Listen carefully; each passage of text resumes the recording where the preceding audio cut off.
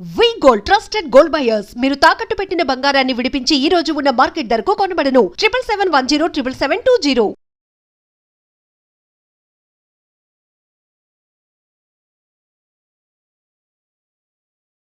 ఈ సందర్భంగా నేను సరే ఈ ఇంటర్వ్యూ మళ్ళీ మనం మర్చిపోతామేమో. నేను ఈ రోజున ఈ మాత్రం కొంచెం పేరు తెచ్చుకొని సినిమా రంగంలో మురళీధర్ గౌడ్ అనే ఒక నటుడు ఒక బాలకృష్ణ గారితో చేయటము, ఒకడు వెంకటేష్ బాబు గారితో చేయటం అనేది నాకైతే గొప్ప విషయం, మరవలేని విషయం, మర్చిపోలేని విషయం. ఓకే, ఒక తృప్తికరమైనటువంటి అనుభూతినిచ్చినటువంటి విషయం. దీనికి ఈ రోజున నేను ఈ విధంగా ఉండడానికి కారణం, నేను గుర్తుంచుకునే వ్యక్తులు ఇప్పటికీ ఈ రోజున ఉన్నప్పటికీ ఒక ముగ్గురు. ఓకే, ఒకటి తరుణ్ భాస్కర్ గారు, ఆయన పునాది వేశారు. బలగం సినిమాలో వేణుకు ఎందుకో నా మీద నమ్మకం. అన్న మీరు ఎప్పటికీ అన్న ఈ సినిమా రిలీజ్ అయిన తర్వాత మీకు ఇంకా తిరుగుండదు అన్న, ఆరోగ్యం ఒకటి మీరు జాగ్రత్తగా చూసుకోండి, మీరు ఒక దశాబ్ద కాలం పాటు మీరు బిజీ ఆర్టిస్ట్గా ఉంటారు అని చెప్పేసి అని ఒక ఆశీపూర్వకమైనటువంటి అభినందన తెలిపి మనసులో ఉన్నటువంటి మాటను చెప్పి, నువ్వు నాకు ఎప్పుడు కారులో కనపడాలన్నా, నువ్వు అంటే మనం నడుచుకుంటూ తిరుగుతుంటాం కదా, స్కూటర్ మీద తిరుగుతున్నాం కదా, నువ్వు ఎప్పటికీ నాకు కారులో కనపడాలని చెప్పేసి అని అన్న వ్యక్తి వేణు. అంటే దైవం మానుష రూపేనా అన్నట్టుగా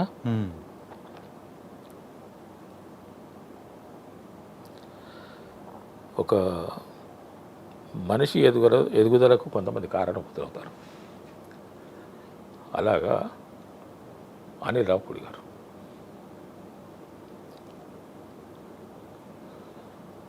ఎందుకో, కానీ అనిల్ గారి పేరు చెప్తున్న టైంలో కూడా ఎమోషనల్ అవుతున్నారు.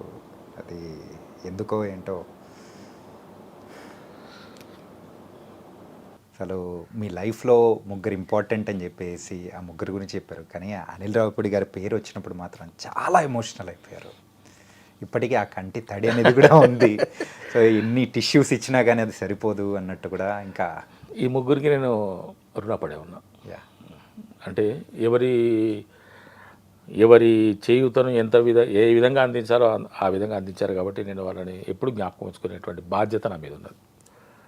నేను మర్చిపోలేని వ్యక్తులు ఇంతవరకు. భవిష్యత్తులో ఇంకెంతమంది దైవం లాగా వస్తారో నాకు తెలియదు, ఇంకెంతమంది నన్ను ఇంకే విధంగా నన్ను ఉన్నత స్థితికి తీసుకెళ్తారో తెలియదు. ఇప్పుడున్న దాంట్లో తరుణ్ భాస్కర్ గారు, నా తమ్ముడు వేణు గారు, అనిల్ రావుపూడి గారు. ఒకరు ఫౌండేషన్ వేసినట్టు మీ కెరియర్కి, ఇంకొకరైతే ఆ గోడలు కట్టినట్టు, ఇంకొకరైతే కప్పుతో మొత్తం ఒక ఇంటిని కంప్లీట్ చేసినట్టు చేశారు. Nice sir. వీళ్ళందరూ వయసులో చిన్నవాళ్ళు అంతే.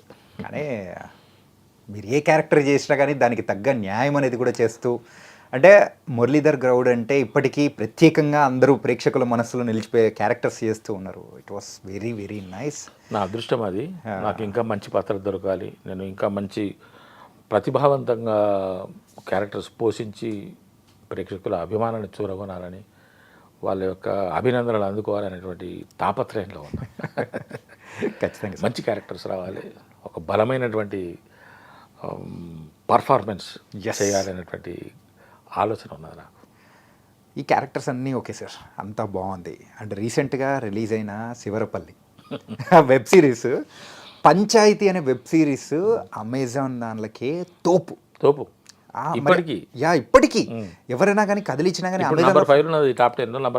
శివరపల్లి అనేది మన తెలుగులో చేసి, సో మంచి అప్రిసియేషన్. ఆ సర్పంచ్ క్యారెక్టర్, పెద్ద సర్పంచ్ మిట్ట సుధాకర్ అద్దరు కొట్టేశారు రిజల్గా. అంటే చాలా మందికి కూడా డౌట్లు ఉంటాయి, ఈవెన్ వాళ్ళకు కూడా ఏమన్నా ఏంటంటే ఆ పంచాయత్ సిరీస్ అది కూడా ఈవెన్ రాగ్మయుడితో నేను ఇంటర్వ్యూ చేసేటప్పుడు కూడా అన్నాడు అదొక క్లాసిక్, దాన్ని టచ్ చేయాలన్నా కానీ ఒక నిమిషం భయం అనిపించింది. కానీ అండ్ దాని తర్వాత తమిళ్లో కూడా తీశారు.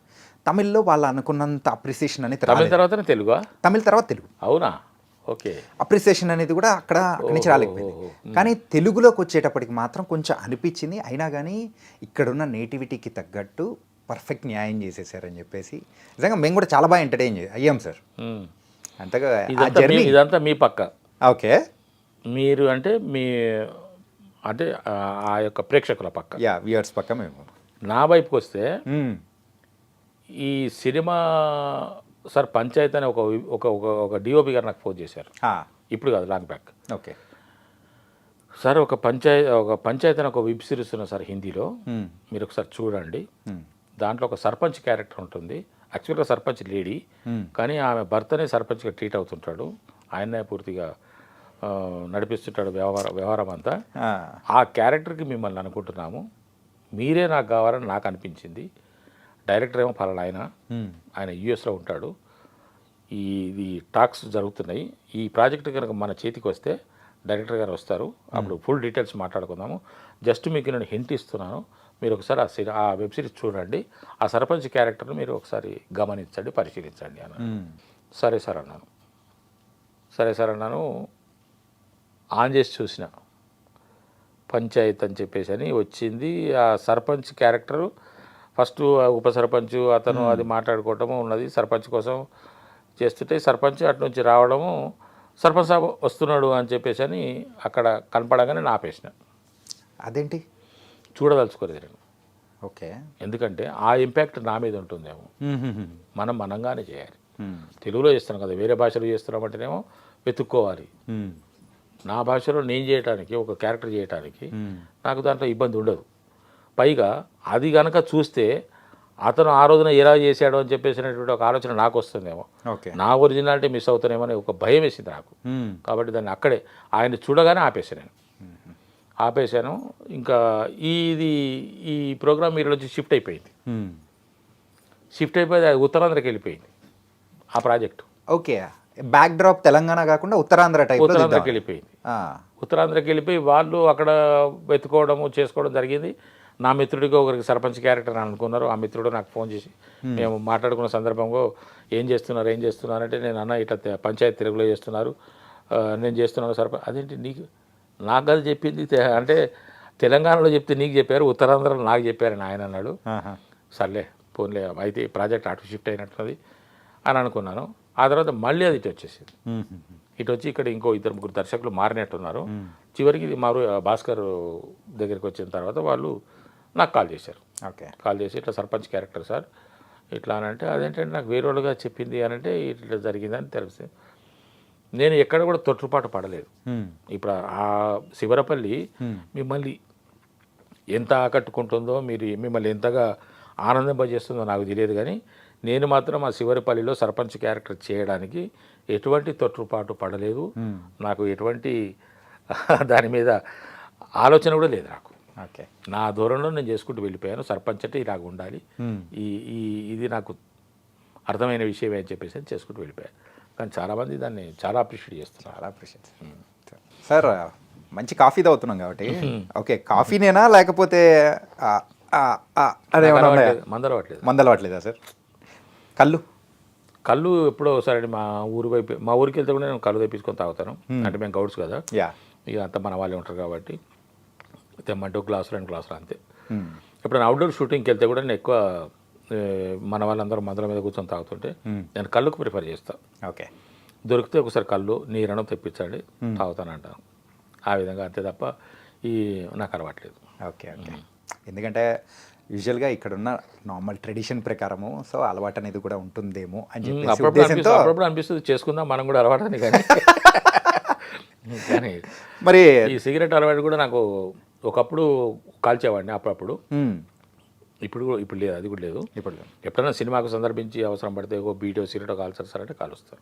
ఓకే, మరి దావత్ అంటే ఏం చేసుకుంటారు సార్? అది కూడా లేదు నాకు. మాంసాహారం తక్కువ, అస్సలు దాదాపు అవాయిడ్ చేసేసిన దాన్ని. ఎప్పుడో ఒకసారి అంతే, ఇష్టం కూడా ఉండదు నాకు తినాలని.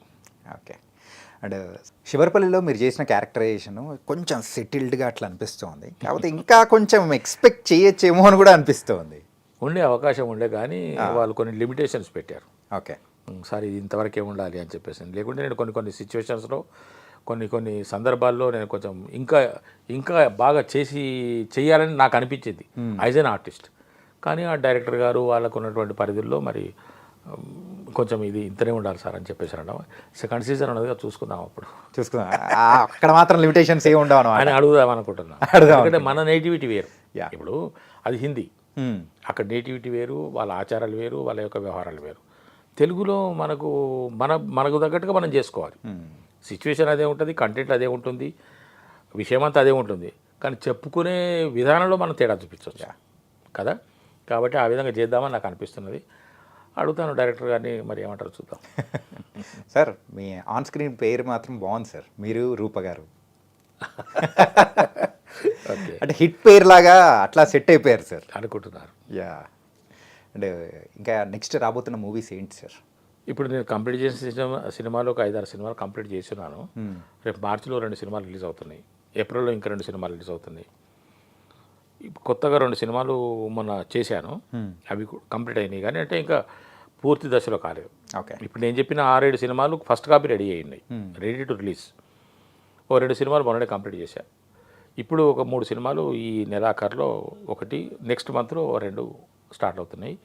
తర్వాత ఒక వెబ్ సిరీస్ కూడా మార్చిలో ఉంటుంది. మార్చిలో డేట్ కుదరకపోతే ఏప్రిల్లో. కానీ ఈ అన్ని మూవీస్లలో కల్లా అందరూ ప్రేక్షకులు మీ క్యారెక్టర్ కోసం సపరేట్గా వెయిట్ చేస్తున్నది మ్యాడ్ స్క్వేర్. దాంట్లో డెఫినెట్గా వాళ్ళ కోరిక, వాళ్ళ యొక్క ఏదైతే ఎగ్జైట్మెంట్ ఉందో 100% ఫుల్ఫిల్ అవుతుంది. 100% అవుతుంది. అడ్వాన్స్గా చెప్తున్నాను. అంటే చెప్పుకోకూడదేమో కానీ ఇది వేరే ఆలోచనతో చెప్పట్లేదు. ఇంకొక సూపర్ డూపర్ హిట్ సినిమా అది. ఓకే. Mad max. ముందు మ్యాడ్ మ్యాక్స్, ఇప్పుడు మ్యాడ్ స్క్వేర్. ఓ మ్యాడ్ మ్యాక్స్ కాస్త ఫస్ట్ మ్యాడ్ మ్యాక్స్ అనుకున్నాను, మ్యాక్సిమం మ్యాడ్ అనుకున్నారు. దాంట్లో సునీల్ గారి క్యారెక్టర్ పేరు మ్యాక్స్ అయిపోయింది, అందువల్ల దాన్ని మార్చేసి మ్యాడ్ స్క్వేర్ అని పెట్టారు. పైగా మాది టిల్లు స్క్వేర్ ఉంది కదా, ఇది కూడా సేమ్ ప్రొడక్షన్ కదా, సితారా ఎంటర్టైన్మెంట్స్, కాబట్టి దీనికి మ్యాడ్ స్క్వేర్ అని పెట్టారు. ఓకే. సునీల్ గారి పేరు దాంట్లో మ్యాక్స్. Okay okay. సునీల్ గారు నా కాంబినేషన్లో మీకు మంచి కామెడీ సీన్స్ ఉంటాయి. మొత్తం చెప్తుంటే నాకు నవ్వొస్తున్నది కాబట్టి నేను అడ్వాన్స్గా చెప్పాను. అంటే నా మనసు చెప్తున్నది ఏంటంటే, 1 more super duper hit cinema in my list. Lights.